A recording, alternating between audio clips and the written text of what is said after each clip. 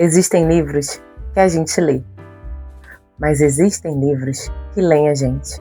No caso da resenha de hoje, iremos falar sobre A Paixão Segundo GH, aquele livro difícil que a gente se desconstrói para a gente se achar. Seja muito bem-vindo ao canal Mergulhando em Letras. Eu sou Renata Cunha, professora, e hoje vamos falar do livro que eu ainda estou impactadíssima, A Paixão Segundo GH, da Clarice Lispector.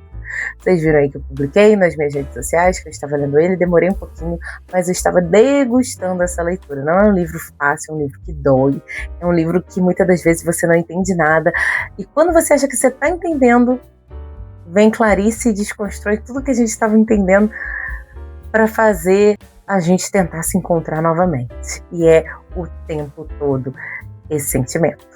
Então, primeiramente, eu quero falar um pouco sobre a autora e a que fase ela pertence aqui na nossa literatura. Então, a gente sabe que Clarice ela é ucraniana, ela se naturaliza brasileira, ela não se reconhece como ucraniana, ela foi casada com um diplomata, o que permitiu que ela vivesse em outros países, mas ela tem muito amor pelo Brasil.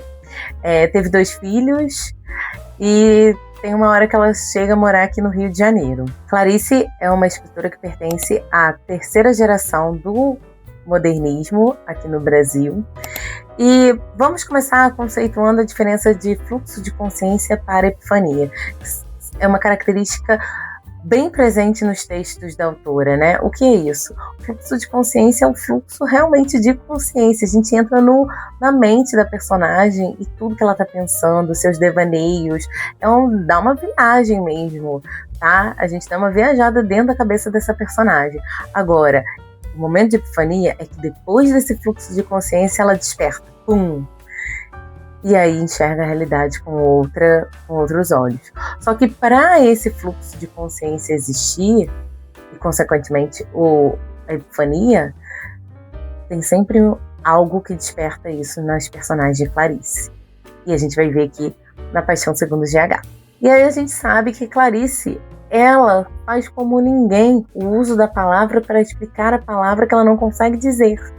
Então olha como essa autora ela é genial. Não é uma autora realmente fácil de ser lida.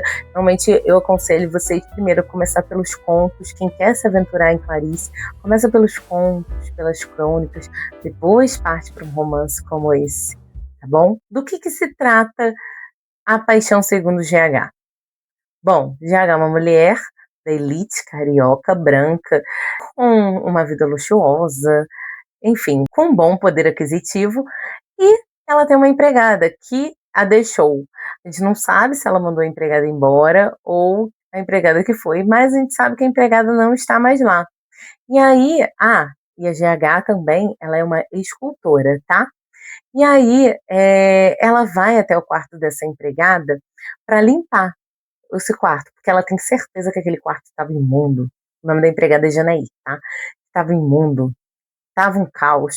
Ela espera encontrar aquele quarto, uma escuridão total. Só que quando ela chega, ela se depara com algo completamente diferente ao que ela havia pensado.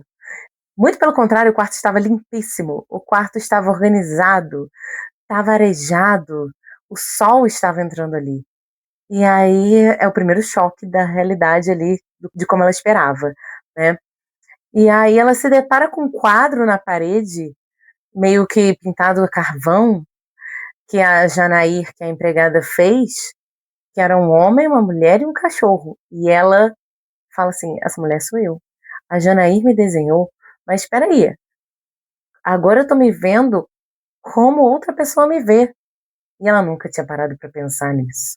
Era tipo uma pintura rupestre, e aquilo ali mexe muito com a GH, tá? Porque ela para pensar nisso, como um outro a ver. E aí, no desenrolar desses momentos de fluxo de consciência que ela começa a ter através desse quadro, ela fala, vamos lá, vou ter que passar uma água, jogar uma água nisso tudo, e aí ela abre o armário que tem nesse quartinho de empregada, e ela se depara com uma barata, e ela pensa, meu Deus, essa barata, inclusive, destoa do quarto, já que o quarto está super limpo, arejado, né? Não tinha por que ter uma barata, mas tem. E aí ela percebe, a GH percebe, que ela não está sozinha naquele quarto. Tem um outro ser. Repare que eu tô falando um outro ser. Mudou aqui a capinha. É o tempo todo o eu e o outro. O eu e o outro. Opa, eu aos olhos de Janair, eu aos olhos da barata. E aí ela começa a olhar para aquela barata e sente nojo.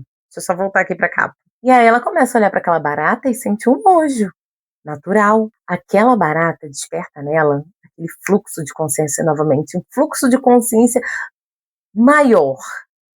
E aí ela fecha a porta do armário e mata a barata. Só que a barata não morre assim totalmente. Ela fica agonizando, sabe? Quando uma barata fica agonizando e sai aquela gosminha branca. E aí ela olha bem de pertinho a barata. Ela vai olhar os cílios, os olhos, as cascas que tem, como se fosse uma cebola, a barata. E aí ela começa a perceber que, peraí, por que eu tenho nojo de um ser desses? Se ele foi criado por Deus, e eu também.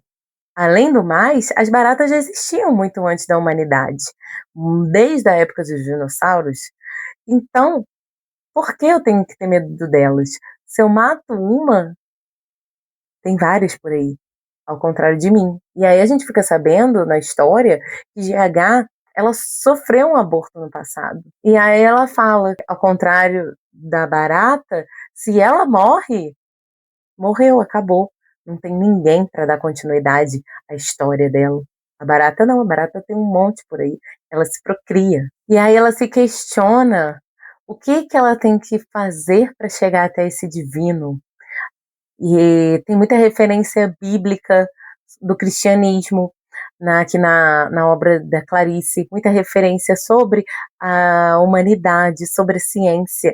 E aí a gente vê que Clarice é sim uma mulher culta para botar essas referências todas aqui nesse livro.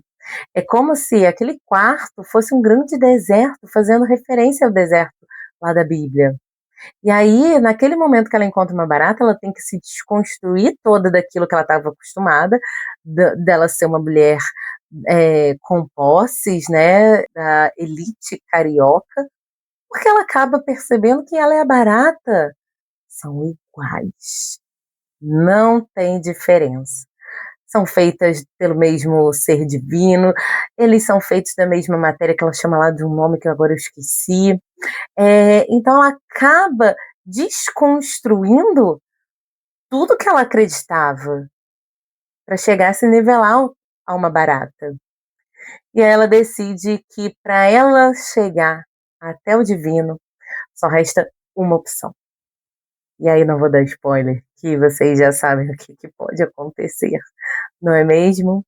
Aqui nesse livro nós temos a experiência de como a GH transforma um bicho asqueroso num ser místico, tá? Porque ela vai falar de uma forma assim, às vezes a minha sensação ao ler esse texto, ao mesmo tempo que eu sentia nojo de como ela descrevia, do que ela faz em relação a essa barata, ao mesmo tempo eu achava bonito o jeito que ela descrevia, sabe? Esse livro mexeu muito comigo. Quero ler outras obras da autora. Mas eu queria vir aqui gravar essa resenha para vocês, que eu estou tão impactada que eu não paro de pesquisar sobre o assunto, sobre Clarice, sobre este livro, sobre esta obra.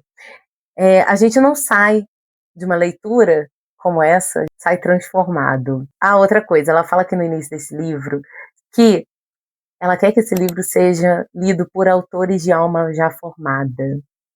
Porque realmente, se você já tem o hábito de ler, você sai daqui transformado. Você não sai dessa leitura o mesmo. Eu vou deixar o link aqui abaixo para a compra deste livro na Amazon. Tá? Comprando pelo link aqui abaixo, você ajuda aqui com o canal, sem pagar nada mais por isso, pelo meu link de afiliado, tá? E eu te convido a conhecer Clarice. E só para a gente fechar esse livro, sobre o título, A Paixão Segundo GH. Por que tem esse título? Essa paixão remete à paixão de Cristo, o sofrimento de Cristo, para se reencontrar. Então, é isso que a nossa personagem faz aqui o tempo todo. Ela se desconstrói, ela sofre, é um sofrimento ali interno dela. Eu espero que vocês tenham gostado do vídeo de hoje, da resenha de hoje. Foi gravado aqui do fundo do meu coração, só para vocês terem noção.